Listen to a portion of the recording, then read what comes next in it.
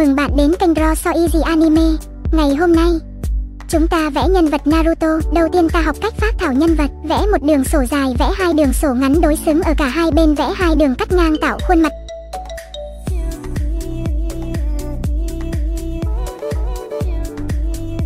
Vẽ hai đường ngang 1/2 khuôn mặt để vẽ đôi mắt.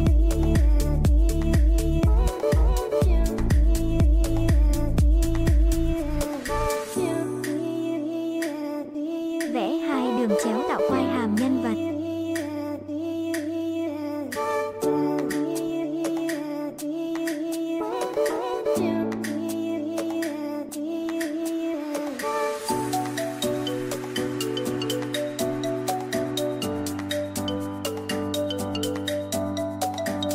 Vẽ phần tóc chĩa xung quanh hình tam giác.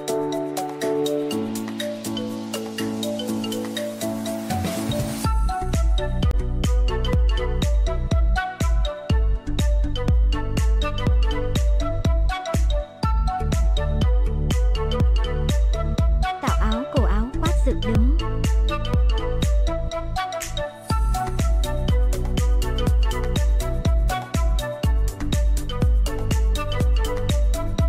Ok, vậy là xong phần phác thảo.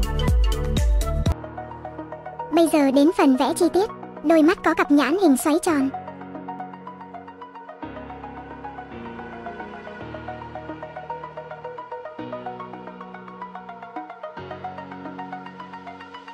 Mũi hai bên có 6 hình vuông chạy dọc hai bên sống mũi.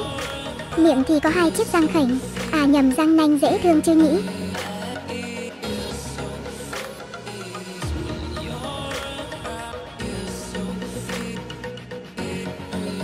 Trên trán có hình chữ nhật biểu tượng nhận biết riêng của anh ấy.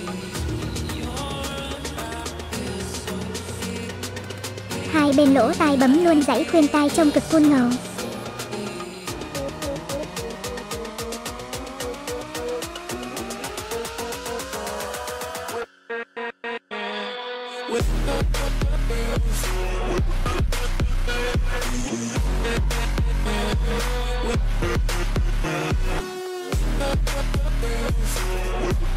Vẽ thêm một chút đậm nhạt để có hồn nhé.